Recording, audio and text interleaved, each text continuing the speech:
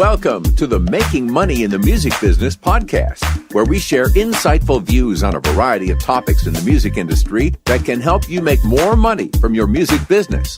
And now, here are your hosts, Dr. William E. Smith and Kenya McGuire Johnson.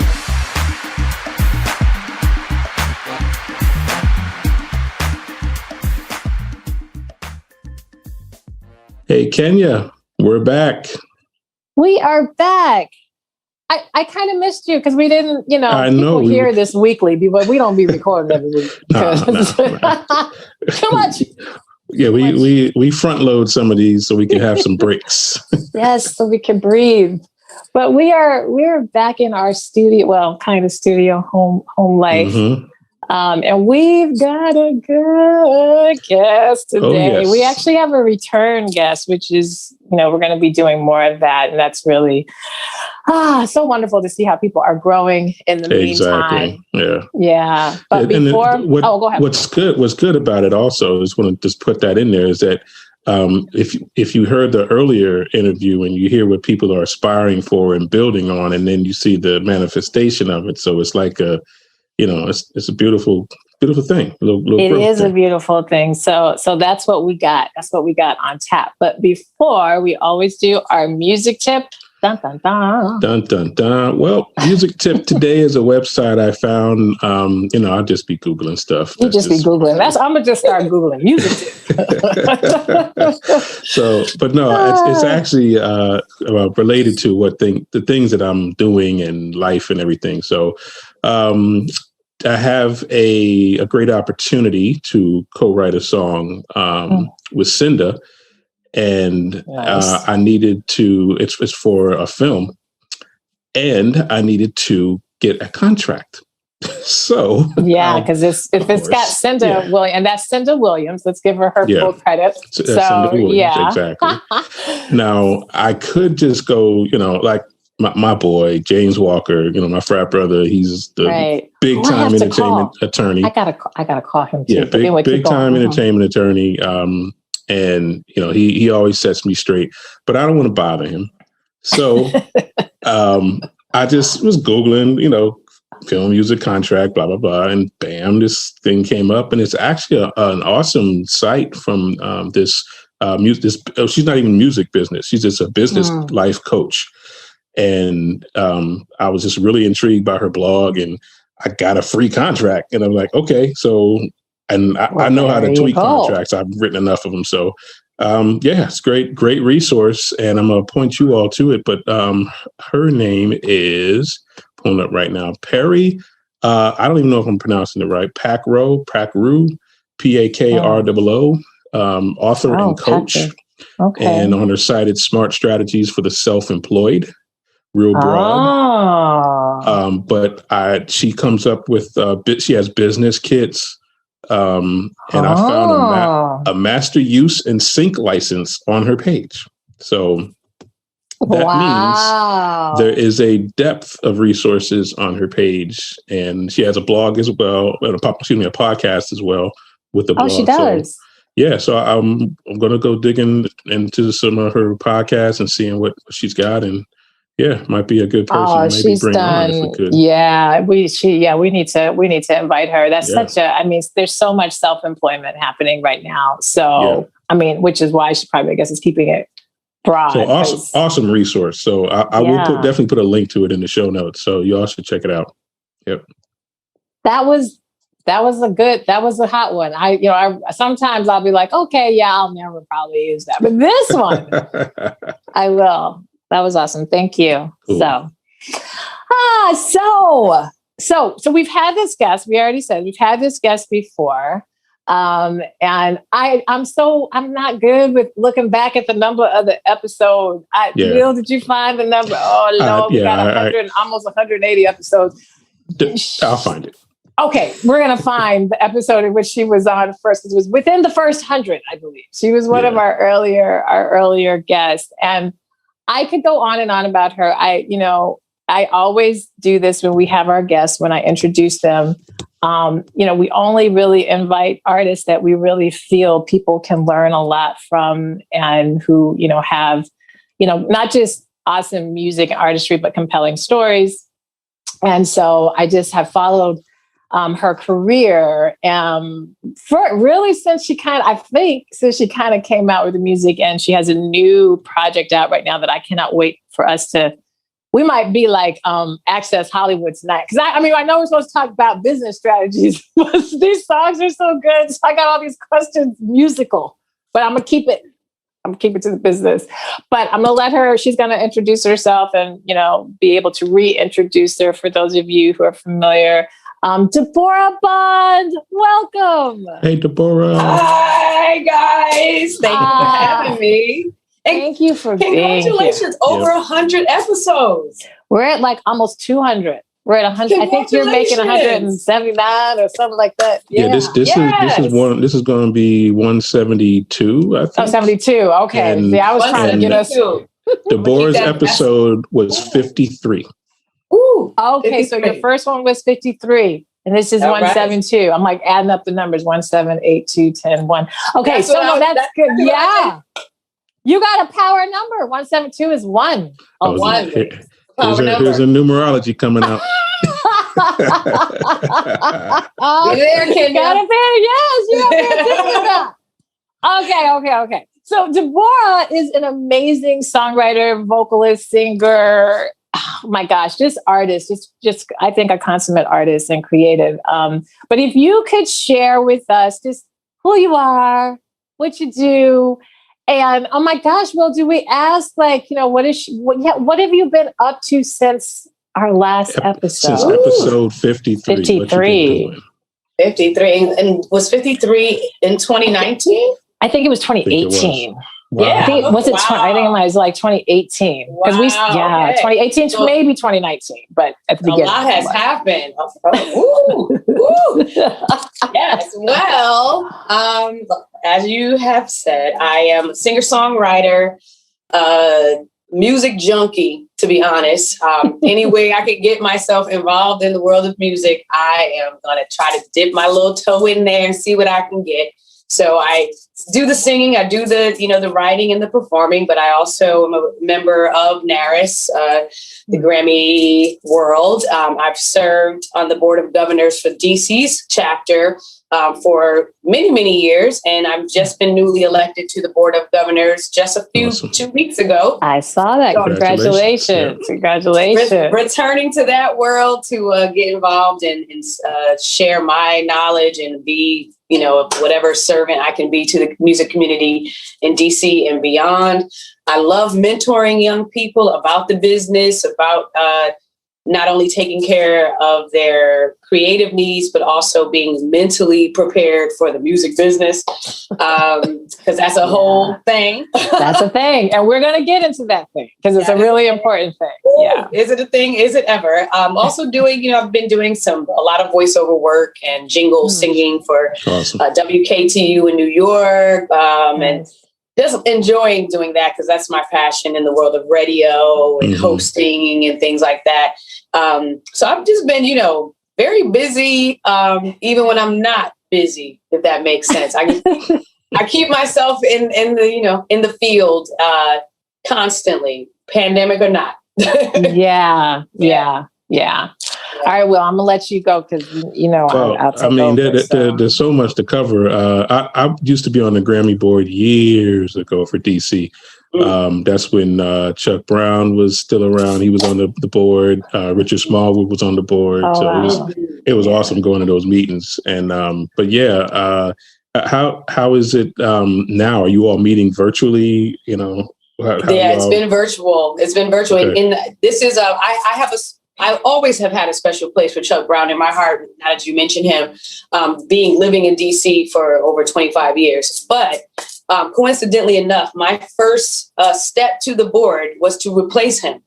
Oh, wow. After he passed, and he actually opened a seat at the table, and I was asked to join. So, much love to the ancestor, Chuck Brown. Because even in heaven, he's opening doors for the DC music community. There it is. So I'm just jumping back on the board after having about a 2-year break. So it's interesting coming back now because I'm going to be navigating the new way of things. Right. I haven't even had my first meeting yet, but it's definitely virtual these days, which is going to be interesting because I really did enjoy, to be really frank, I enjoyed the feeling of being in a boardroom. Like sitting at the table, pulling out my MacBook and taking notes, and we're all at the table, and knocking down the, everybody, your name. Right. I enjoyed that. So this time around, it'll be virtual for a while, and there are a lot of major changes happening right now. Right. So I'm excited to just see, how that's going to affect me, how that's going to affect the world of music and art, and it's just beginning for me now. It feels like a new start. So I'm excited about it. Yeah. Yeah. While we're talking about NARAS, I mean, I think that's probably it's a very common question I get from developing artists, independent artists is, should I join the Recording Academy, and what am I going to get out of it by doing it? So I kind of have a 2-part question. One, if you could just describe what your title being on the board, like, what does that mean? What are your roles in that? And what would you say to that artist who is like, so what's the benefit of me doing this? Yeah, I've literally had that question a lot from the skeptics. Yes. There's so many layers to it, and this just stepping in the door as a member of a chapter in your city is a really good look, in my opinion. Just joining your chapter immediately gets you invited to all kinds of events and panel discussions, and immediately puts tools at your feet. Tools to learn about the music business and guidance in many different aspects of music, from, engineers hosting, women in engineering hosting, writers, all kinds of things. So just as a member, you get in the door, you're going to, if you take advantage, you are going to have definitely a world of knowledge that is offered to you. And then if you have enough credits and you qualify to be a voting member, then you're taking it up a notch, because now you're getting a ballot in the mail during Grammy season, and you begin to learn the process of how people are nominated and how people win Grammys, which I thought was quite fascinating because I was obsessed with the Grammys as a child. Like I wanted to be, and now I'm getting a whole new, discovery as to how it really works. And so that's that step. And then once you move on to step into the board of governors, it's quite intense and powerful to be in a room with really cool tastemakers and people like many different aspects. I remember one of my first years joining the board, I was on the board with Crystal Waters, I sing her songs in my shows, like for real. I go into, Gypsy Woman. I'm sitting here looking at her, or it's a lot of really cool. Chucky Thompson, who worked with Mary J. Blige and all of that. So you get to the table and you're with people who really are about their business, and you begin to learn some of the really more detailed aspects to the world of Grammys, everything down to, thinking about how nominees are selected, thinking about, there's just so many things. And some of it, of course, is very private and, it stays in that room. But even down to performance rights issues that artists have, making sure that we're, trying to figure out how we can fight for proper performance rights, royalties, and things like that from a community level. It's really, to me, it's quite fascinating. And so when people say to me, like, well, what am I going to get from this? And it is really what you make it. If you are a go-getter personality, if you want to network and meet people, and if you want to learn and be not just a strong artist, because there are definitely panels and events that help you understand the creative side and the technical side. But then there's this whole business world. I was on the table with someone who represents George Clinton, from Parliament, and just understanding some of the challenges that he went through from contracts and things. I'm sitting here with this woman who represents him, and she's just pouring out all this information about how to properly handle your business.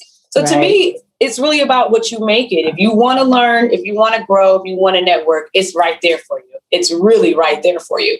The going to the Grammys, which I recall hugging you on the red carpet and seeing you out there. You know how it is. Going there is great. It's great. It's fun. It's glamorous. It's exciting. But the real work happens in many other aspects of that organization, even down to the mental health of artists. Music Cares is a part of that whole world, which focuses purely on mental health and physical health, your ears. You know, many singers and artists don't realize that they blow their ears out from all the shows. They offer ear clinics, vocal clinics. There's so much. But it's about you. You know, it's about what you want and how you approach it. And to me, if you're a go-getter and you really want to learn and you want to take advantage, it's for the little amount of dues you pay a year, it's very worth it. Exactly. Yeah. I mean, I was on the board, and we had the craft committees, and I was going to listen to the what was the producers category with the voting process, and the meeting was at Chucky Thompson's studio. So I mean, we just went over to Chucky Thompson's studio, was hanging out, listening to some stuff, you know. But I think what really out of that one situation, I was able to see what he valued in terms of sound and production. And it's just like, that's a wealth of knowledge. I mean, where else would you get that opportunity just to hear, top-notch producer and their opinions about certain things. So it's just, I concur everything that you just said. Yes, absolutely. I think you just probably provided the best, the best explanation for all. So everybody needs to replay that segment. Because it is a very popular question. I get a lot. And I think that you broke that down really, really well. Really, really well.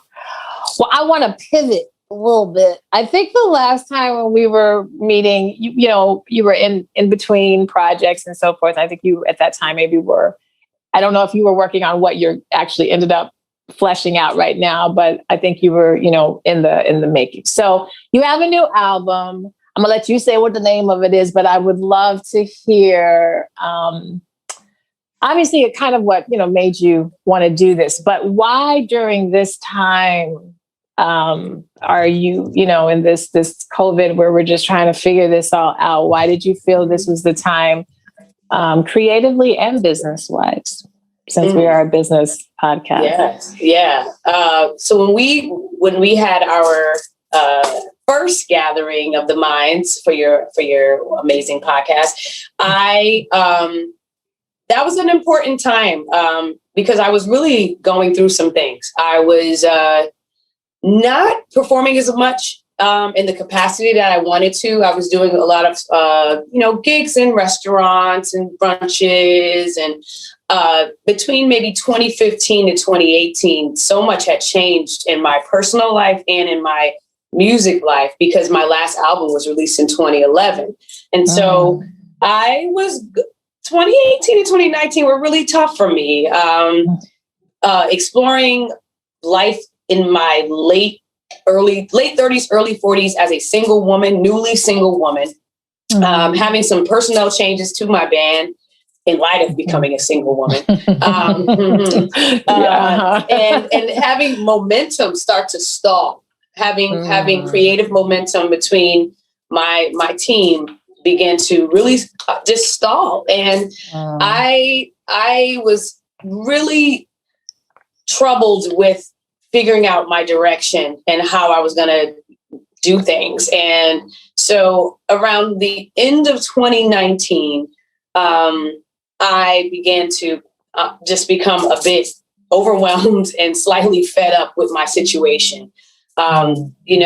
Dealing with promoters, from 2011 to 2018, so much changed musically, so much things that were important when my last album was released, Madam Palindrome, might not have been happening by 2018. Social media ruling the world, all of this stuff changing. And so by 2019, I had some talks with myself, and I had some talking to by some close people in my life that were encouraging me to stop for a minute and figure out, like, what is your next move? Because singing in rooms that are not listening rooms, where your name isn't on a ticket and people aren't paying to sit down and listen to your experience, that was really getting to me. I was really trying to survive because I had quit my day job in radio and had such an exciting time in 2016 and 2017, doing all these tours with Incognito and residencies in the Middle East and all these things. And that all just stopped. The money was getting slow. Life was getting real hard. And so I had a sit down with my team. I love them dearly. We call them Third Logic, the three producers and bandmates that I've been with for such a long time. That had dwindled down to what I would jokingly say is Second Logic, because one member of that group said goodbye in 2016. And, I told them, I love you guys. And, they were also living their lives and having children, and some of their children are getting ready for high school, or, a lot of life stuff was happening. And I made a decision to step away from them and to just do my own thing and figure it out. And I decided I wasn't going to take any more of the non-listening room gigs, and I was going to focus on writing music. Now that's 2019. November, December 2019, right? Right. Fast forward like 4 months later, and the world shuts on down. And I'm like, whoa, okay, this is not how I thought I was going to do this. But, it was a gift within that curse of pandemic. The gift came that the hustle mode that I had gotten used to, just making money, trying to figure out how to survive. It just all came to a stop, and I had nothing but myself, this space here, a lot of time and a lot of thoughts. And so around February, March, actually around like late 2019, I started reaching out to different producers. I already knew I wanted to just explore new production, new musicians. And I just started reaching out to folks and saying, hey, I'm trying to work on something. Got any music for me? I will produce. I sing and write and arrange. And, some people passed on me. Some people were a little too big for the britches or whatever, and there were some really fresh new producers that were like excited to do some work. And then there were some old homies, as I call them, from 20 years ago when I didn't even have a band, who were like, I've got tracks, I've got ideas. And so it kicked things off. And having nothing but time, having a bit of pandemic money, I'm going to say that, because for me, it did work in my favor. Having government money, stimulus money, all this pandemic relief kind of flooded into me around April. And it helped me purchase a new MacBook. It helped me get a better interface. It helped me. I just started grabbing up whatever I could get while the money was there. To create a home studio. I already had a home studio from doing jingles and things, but I had to kick it up a notch. And I just went in, and I really started the process around March, April of last year. And I mean, from everything from developing the actual backing tracks and the music to writing and arranging, all started 2020, about April 2020. And by November, I was done. I was literally done, start to finish. I've never done that. Never. And what came from that is what I call Compass Volume 1. And it's really about feeling a bit lost in my life and trying to figure out the next direction, trying to figure out how to follow the music, how to follow my inner instincts, which I kind of compare to a compass, just trusting myself and trusting the new musicians and the new artists that I teamed up with for the record.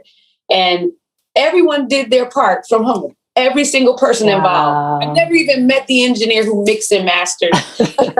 I never even, musicians in Nashville, LA, Baltimore, Richmond, DC, in Boston, in London. Everyone did their part from their home studios. And when I listen back to it now, I'm really tripped out. Because it feels like we were all together and we weren't. So it's a little bit of I don't have any shame in saying it. This album is slightly like what I consider my midlife-y, a midlife crisis album. Well, but see, crisis be bringing good. Like we always say, Mary J. Blige's like best album is the one where she said she was, in the worst, situation of her life. And Yeah. Yeah. No. Yeah. That's awesome. From a business point of view, you can do more than you think if you have just the right tools and you're not afraid to ask for help. I was in here calling my friends who used to be in studios, engineers. So I'm plugging this into the mix, and is this going to the right thing? I don't know, and like, I just asked. Oh, I go on YouTube. Okay. Yeah. How to get your MacBook to see the new interfaces. You figure it out. If you're hungry, yes. There are tools out there, even in a pandemic, to make some things happen.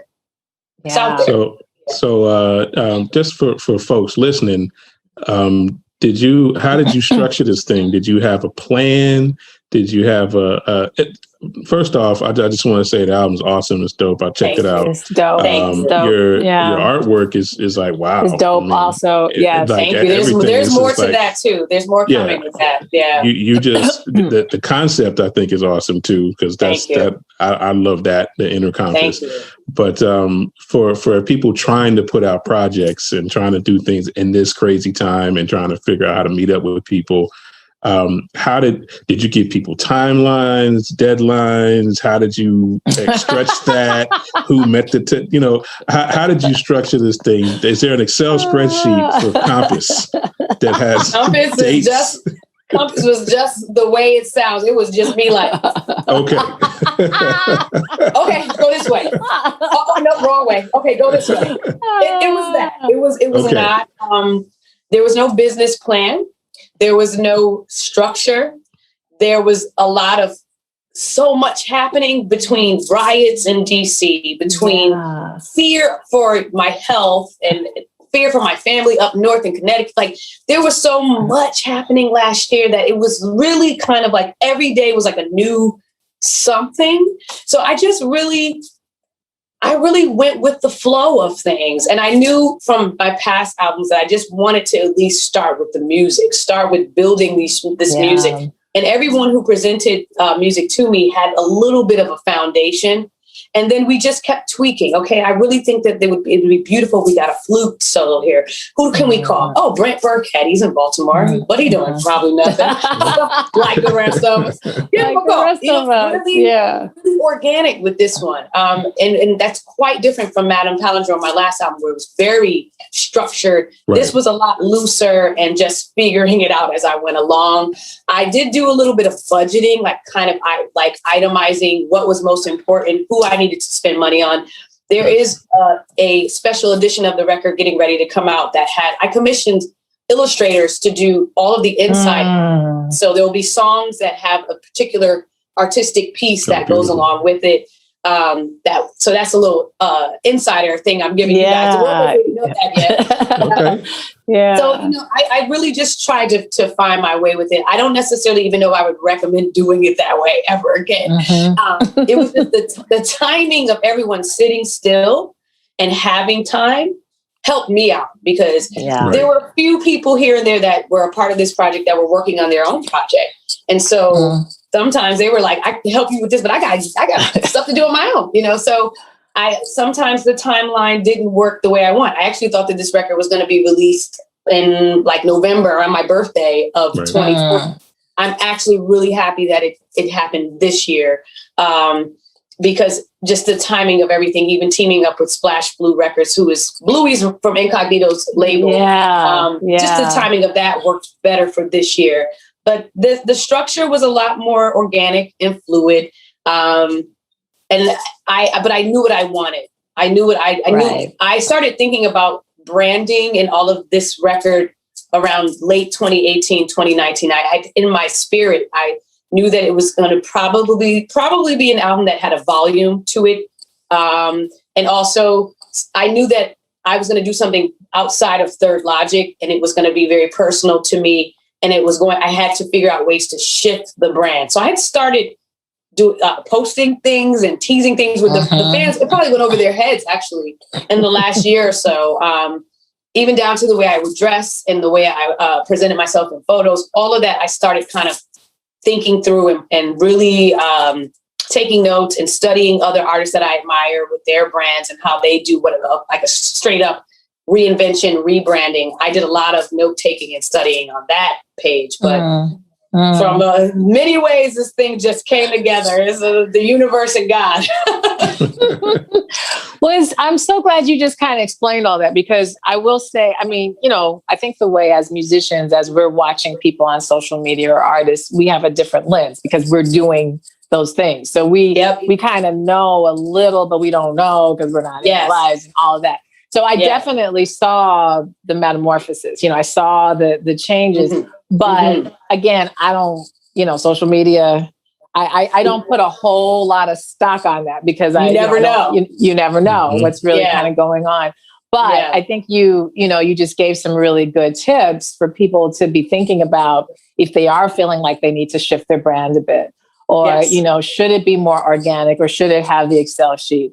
I think that the beauty of you've had a lot of experience in this music business. Yeah, I was say the same thing. Yeah, she's already done the albums before, so she knows the process, and so she can wake up and just be like, okay, I didn't complete this. Let me work on this. So and that's and that for those of you listening and watching who have more experience in the music business, it's take the risk, because you actually have a lot more in you than you probably recognize. And so when things have to happen, you probably, the types of people that you have called on your project are not, some of them, there goes my alarm. Okay. Yes. Some of the people are in this, like they're not, whatever. But having those relationships that you can, you can get the contact. So remember that. And those of you who are just starting, I think I love what you said, just focusing on the music. And that's the thing I'm always telling people, just focus on the music first, because if your music can be really good, when it's time to get it out and release, if that product is strong, then people will figure out like, okay, how do I kind of help and support this? That was big time for me. The support I had in the advice, everything, it all fell in line. All fell in line. And I wanted this record to feel very raw and gritty. And I wanted it to represent what I feel is my life in this moment. I literally sat in this seat.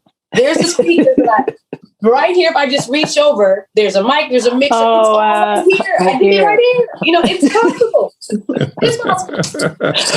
It's you gotta believe in it. You got to believe in it. And, that's right. And I think as singers, we have to be more educated on, like you were saying, you got on YouTube and, just figured this out. I'm actually going to be doing a Clubhouse room. Probably by the time this comes out, I think we're doing the Clubhouse room May 13th, I think, on recording, for singers, how to set that studio up, because I know I'm facilitating the Clubhouse, but I'm actually going to be learning. I'm still learning too. I'm gonna join in because we have you, and I have so many producers like, can you just set it up? And I'm like, I know. It makes you lose your mind. I commend engineers and tech people. Yeah. Especially in the world of live streams, because that's probably where I have the biggest anxiety and the most frustration is having to be the artist and my own tech support during a performance. It's just that's too much. It's crazy. That's just too much. As far as I'm just gonna be old school. That's just too much. I'm with you. It's really too much. I want a daggone engineer doing his jobs. I can do my mic check and we can keep it moving. We keep it going. You don't see an engineer getting up and then singing. No. Okay. Maybe my drummer he's an engineer. He'll come back and play. I'm like, okay. But. Well, I can get up and play saxophone while I'm doing the engineering. So that's all good. That's true. Well, I wanted to, before, because this is just rolling by so fast. I'm looking at the clock. I'm like, gosh, dang it. This is going by fast. You talked about, because, of course, Kenya she comes in with the self-care and the mental health. And, it sounds like you had some major shifting that happened. And obviously art and music is therapy, but how did you support your mental health through this? Like, was the music, making the music, was that the self-care, or were there, because I know right now a lot of artists, I'm seeing a lot more music cares, people saying, how do artists start really supporting their mental health? And this is Mental Health Awareness Month. May is that. Is there anything that you did outside of creativity that helped keep you, steady and motivated in all of this? I tapped into what I call my little creature comforts. I had a chance to enjoy, even in the midst of everything shutting down. For me personally, I needed to stop and remember the things that just like help me relax. I'm a documentary junkie. I probably in the last year have watched like 100 of them.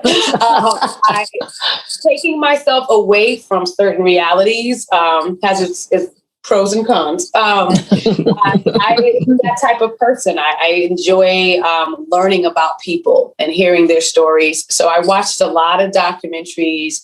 I'll be honest, I got into a little of my flower child side. I have decks and cards and books, and I, get inspiration every day. I sage. I do certain rituals that kind of just help me clear my mind and my spirit. And I love to dance. And I had I wish I could show you, but like right behind me is just a big open hardwood floor. And I'm going to shout Soul in the Horn. It's a really cool platform that has DJs on Zoom. And, I love to dance. And even if I have to dance alone, I'll dance alone. So I jump on Soul in the Horn. I was jamming with DJ D Nice. Activity, movement, exercise, cooking. When you're on the run and you're going, and you don't have time to like prepare really yummy meals. My stepfather's a chef, so I grew up always being a foodie. So just tapping into my creature comforts, watching great movies and saging and lighting incense. I'm a ambiance crazy, so I have amber lights and incense, and that's just how I roll, and that helped balance me in a time when things felt completely off balance. And it really also helped inspire music. Watching Tina Turner's documentary, good grief. You don't walk away wanting to be about it. I don't know. Exactly. Right. And also I'm a talker, as you can see here. I call my friends, have conversations, listen a little bit, hear with how they're feeling, and share some things and just talk. Even if it's been, I have been on FaceTime so much in this last year, it's nuts. FaceTime happy hours, Zoom happy hour, all that. But it keeps me mentally balanced. Yeah. Creature comforts. We all need to figure out what they are and not lose sight of them as we navigate through so many other uncertainties of life. You know? Right. Yeah. Find your happy place. Find your happy place. Yes, indeed. Yeah, and find yourself so that you can identify your happy place. Because a lot of people don't know themselves. Yeah, they don't know who they are, and so it becomes a real struggle bus to figure out what things to do. Because it's like you're not, or don't allow themselves to go in spaces that are maybe not as traditional. And as creatives, this is really it usually is a muscle of ours, to be able to really get in those spaces.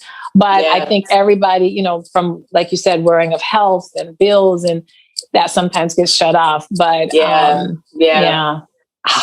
this is inspiring me. I'm like, I'm a documentary junkie too. I love documentaries. Me too. Girl, I'm gonna send you a list of some good ones. Yes. There's so many. Put me on that list too. Send it to me. I'm a doc junkie.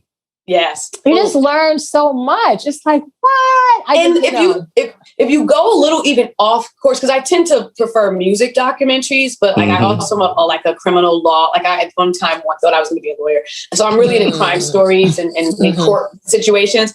But then, lately I've just been going any direction. Ralph Lauren's documentary. There's a documentary about Ralph Lauren that blew my mind. And I'm into fashion, of course, but I'm not the big Ralph Lauren person. But like hearing his story was quite fascinating. You just never know. You just never know. Never know. Yeah. No. So there's so many. I'll send you a list. Yes. Please do.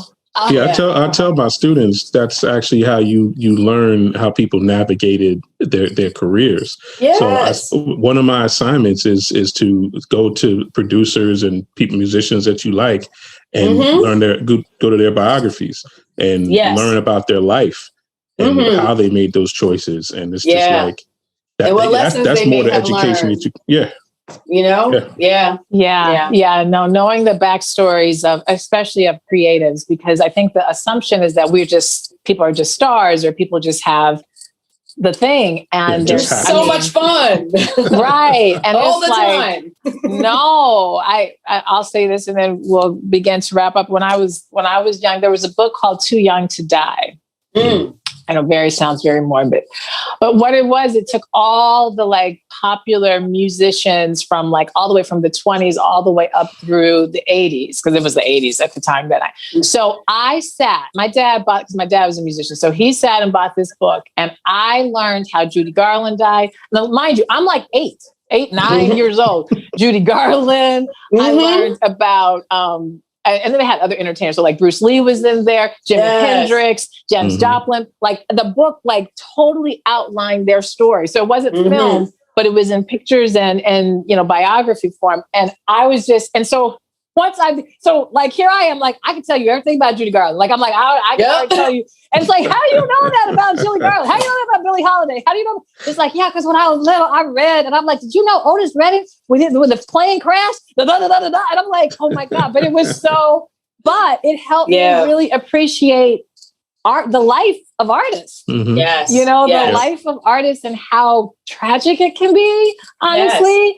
Yes. And how, those, I could see those artists, what they needed to do, those who had more fulfilling lives versus those that just were on the struggle bus, with their lives. So yes, documentaries. And you don't feel alone. Sometimes it helps you not feel alone in your own artistic struggles, because you see some of the greats have had them too. Yeah. So, absolutely. But spend some time following the lives of those who lived long, enjoyable, and successful careers. Not like people Quincy, who died in plane crashes. Like Dizzy Gillespie, like other folks that really enjoyed life. So I have been telling everybody, I'm like, it should be a baseline to see the Quincy Jones doc, because that man has literally 9 lives. Like, I'm like, he should have been dead many a time. Many a time. And I mean, beyond, and then his craft and how his mind, just how he was able to, weave between these various aspects of music. Generations, everything. Genius. Literally. It's just really fascinating. Well, this has been fantastic. Too fast. Awesome. Too fast. Exactly. I know. As she's mentioned, the name of your album is Compass. It is so good. That's between Radio and Stride and Burden. Those are my three. Those are my 3 like jams. And Radio, literally, I can't. I mean, like it'll just sit in my head. I'm like, I'm like, it's stuck in my head. She's gonna think I'm crazy. She's gonna think I'm like, okay, this song is so good. Love it. I like Stride. Stride's one of my favorites. I like that one. Coming up as a favorite right now. Stride and Burden. Yes. So you guys we're just naming. We're all in the in crew. We know the title. So if you don't know these songs, go to every platform. I'll let you share all your social media and where people can find you. You are already added to we have a playlist on Spotify. So you've now been on twice, so you get 2 songs. So those artists, because you got some good stuff. So how can people follow you and find your music? I'm out in the social media streets. The music is on. So I say I'm out in those social media streets. Instagram, Deborah Bond. Facebook, Deborah Bond Music. YouTube, Deborah Bond Music. Twitter, Deborah Bond. And then there's my website, which you can sign up if you want to do some mentoring or some vocal lessons. There's DeborahBond.com. And the music is on all digital platforms. And the first 2 records are still out there for actual physical purchase as well. So it's out there. Perfect. Perfect. You've never disappointed. Honestly, all your projects are just incredibly strong and reminiscent of just really, really good music, like just really music. So, peace and blessings to you. Yep. We'll keep rooting for you. I see you being active. I think by the time this comes out, the show may have already happened. You have a show coming up, a live something. I had a porch. Show coming Is it a porch? The porch fest. It was going to be like tomorrow, and it's going to probably storm in the DC area. It's my first show in front of an audience, and it's going to storm outside. So I find the blessing though, because it's going to be happening in July 9th. Okay. And by then there'll probably be an opportunity for more people to come out. So, and a little bit more room, and a bigger stage they tell me that I'll have. So I'm ready for that. But I also do have a live stream through Blues Alley, the venue Blues Alley. Nice. They so sad. The actual venue, the legendary venue, has closed down, but they are now doing live streams from DC's National Press Club. So I will be doing a performance on May 24th, and it's going to be kind of an ode to my love for ballads. So I'm going to do some of my ballads that I don't tend to do live, and then go in some interesting renditions of some people that inspire me. So that's May 24th. Awesome. And that's for the world. In the world, yes, we can. And I know I get Blues Alley's newsletter, so I've been getting heads up on their shows. So, well, this has been awesome. It has. Definitely. We'll be tuning in, and we got you if you need anything and other support. Yes, absolutely. Thank you. Yeah, thank you guys. Awesome episode. Another one. We only got a couple before we do our summer hiatus. Praise the Lord. Yes. It's always nice to have a break. Rest. So, all right then. All right. We will see you guys see y'all next week. All right. Bye. Thank you for listening, and we hope you enjoyed this podcast episode. Please subscribe to our podcast on your podcast player and leave us a rating and review.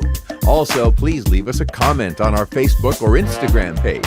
And if you would like to contact us about a specific topic, you can email us at 3mbpodcast@gmail.com.